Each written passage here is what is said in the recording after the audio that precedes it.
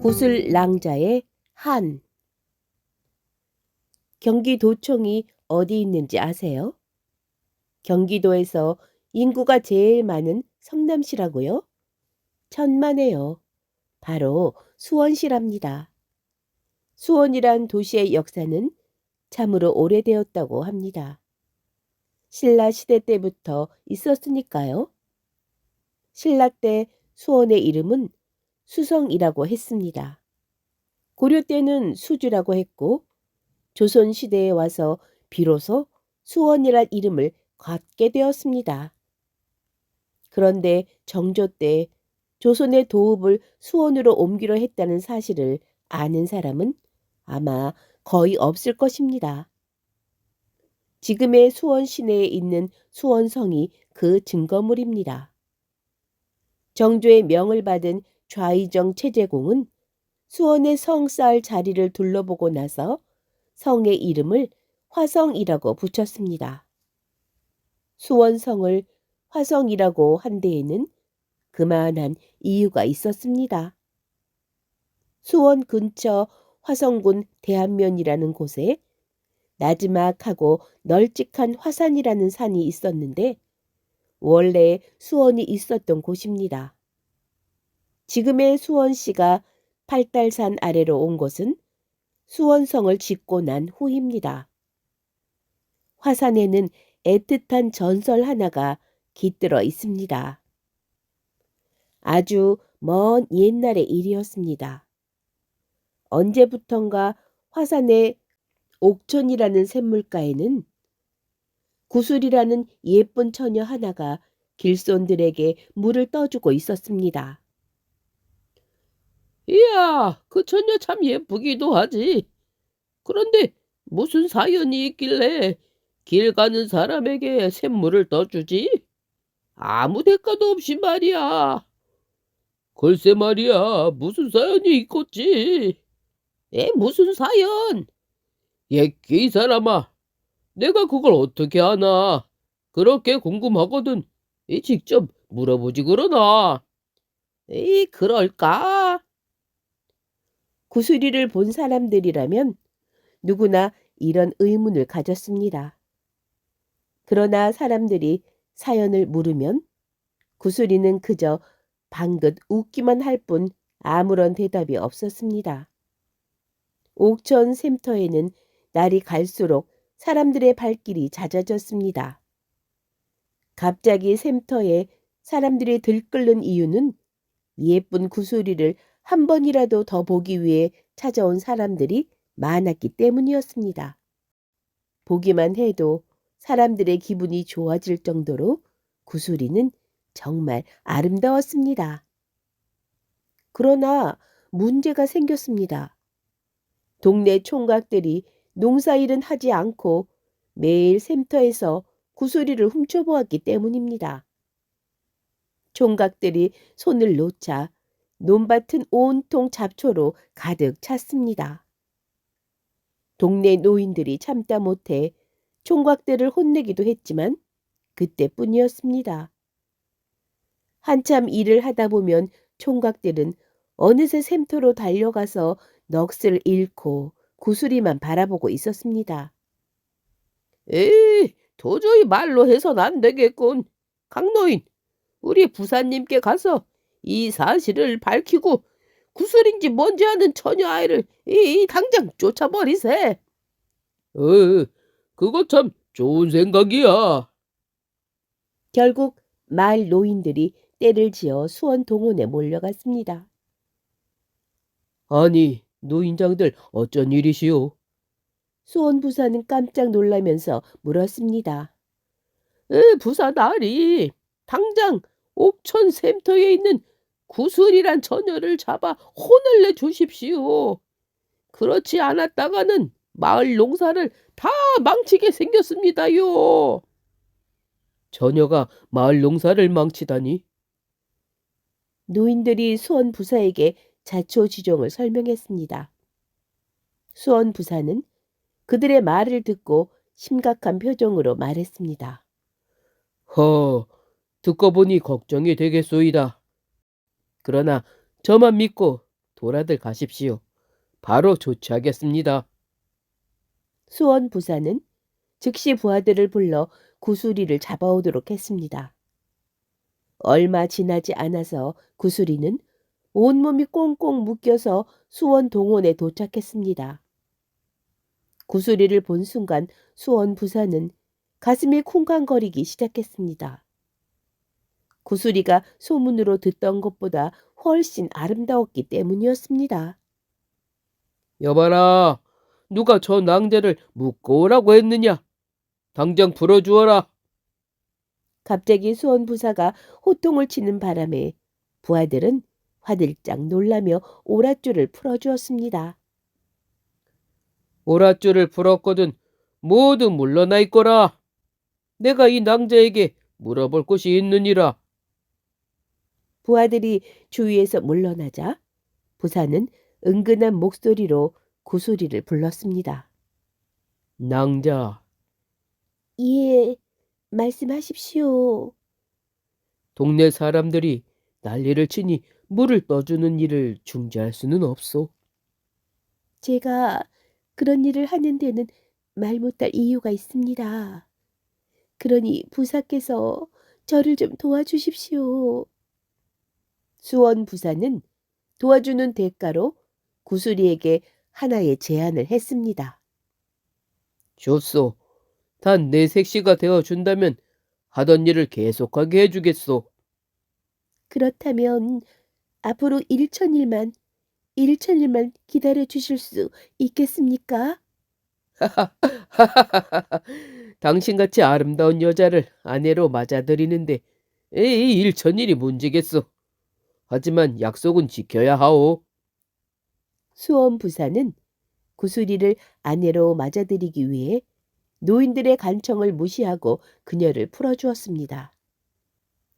구수리는 다시 옥천 샘터로 돌아와 길 가는 사람들에게 샘물을 떠주었습니다. 그런데 과연 구수리가 이런 일을 하고 있는 이유는 무엇일까요? 원래 구수리는 서천 서역국이라는 하늘나라 영락대왕의 딸이었습니다. 하루는 구수리가 아버지 영락대왕의 말을 듣지 않고 못된 일을 한 적이 있었습니다. 영락대왕은 화가 머리끝까지 나서 구수리를 벌하였습니다. 너는 지금부터 인간 세계로 내려가서 3천일 동안 사람들에게 샘물을 떠다 바쳐야 한다. 그 일이 끝나면 너는 다시 하늘나라로 돌아올 수 있을 것이다. 구수리는 그 길로 수원 화산 옥천 샘터로 내려와서 2000일 동안 지나가는 사람들에게 물을 떠 바쳐왔던 것입니다. 이제 1000일만 더 사람들에게 샘물을 떠바치면 구수리는 꿈에도 그리던 하늘나라로 올라갈 수 있게 된 것입니다. 구수리가 다시 샘터로 돌아온 지 얼마 되지 않는 날이었습니다.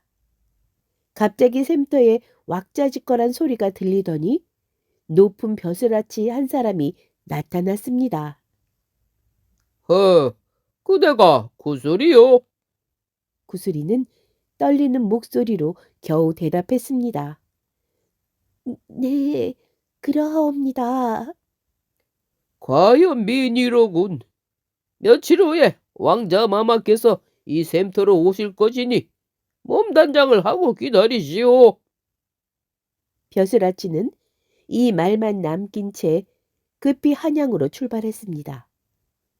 이 벼슬아치는 왕자의 명을 받아 소문으로 떠돌던 구슬이의 아름다움을 확인하러 온 것이었습니다.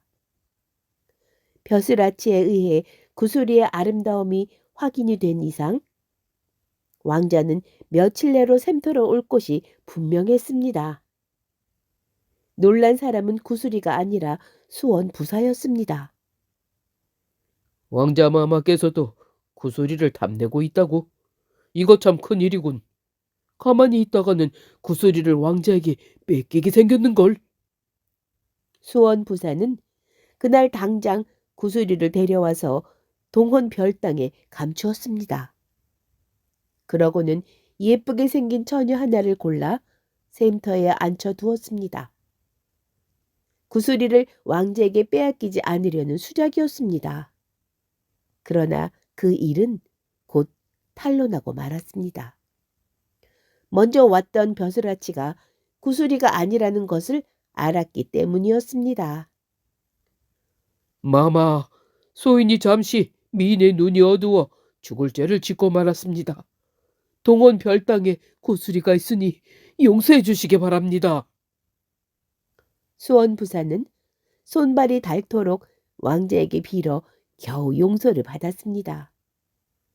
수원부사가 왕자를 모시고 동원에 도착하여 별당문을 열었습니다. 그러나 구슬이는 이미 그곳에 없었습니다. 아니, 이럴 리가 없을 텐데.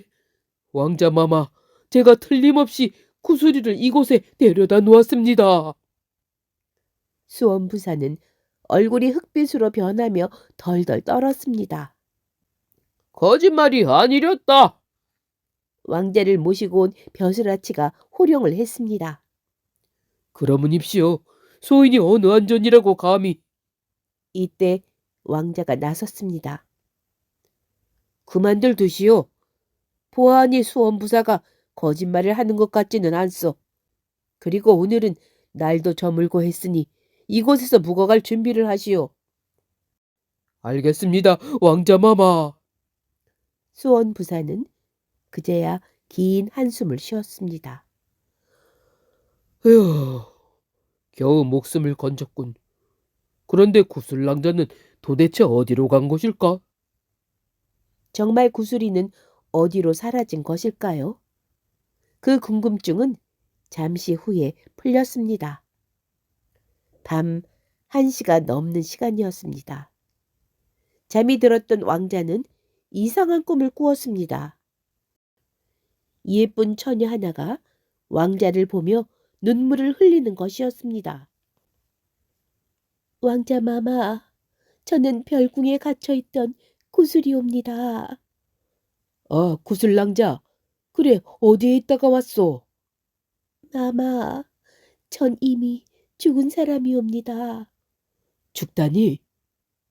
별궁에 갇혀있을 때 하인 하나가 저를 강제로 겁탈하려 하여 이 앞 연못에 빠져 스스로 목숨을 끊었습니다. 뭐라고? 지금 앞마당 연못에 연꽃 한 송이가 피어 있을 것입니다. 그 꽃 아래에 제 시체가 있으니 거두어 주십시오. 이 말을 마친 구슬이는 왕자 앞에서 사라졌습니다. 낭자! 구슬랑자! 왕자는 애타게 구슬이를 부르다가 잠을 깼습니다. 꿈이라기에는 너무 생생했어. 왕자는 혹시나 하는 마음으로 앞마당 연못에 가보았습니다. 그랬더니 연꽃이 필 계절이 아니었는데도 연못 한복판에는 분홍색 연꽃 한 송이가 피어 있는 게 아니겠습니까? 왕자는 즉시 부하들을 불러 연꽃 아래를 파라고 일렀습니다. 과연 꿈만이 아니었습니다. 구슬이의 시체가 나타난 것입니다.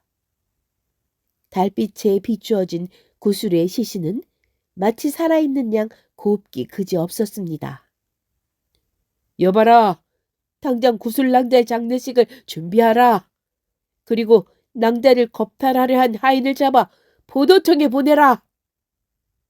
드디어 범인은 잡혀서 포도청에 넘겨졌고 구슬이는 장례식을 치르고 하늘나라로 다시 올라갔습니다. 화산에 얽힌 전설이었습니다. 아무리 전설이라 할망정 구슬이가 물을 떠받친 옥천 샘터는 남아있을 만한데 지금은 그 자취조차 알 길이 없습니다. 그러나 수도를 수원으로 옮기려 했던 정조 임금의 능이 이곳 화산에 자리 잡고 있어서 그나마 역사의 현장을 만날 수 있어 다행입니다.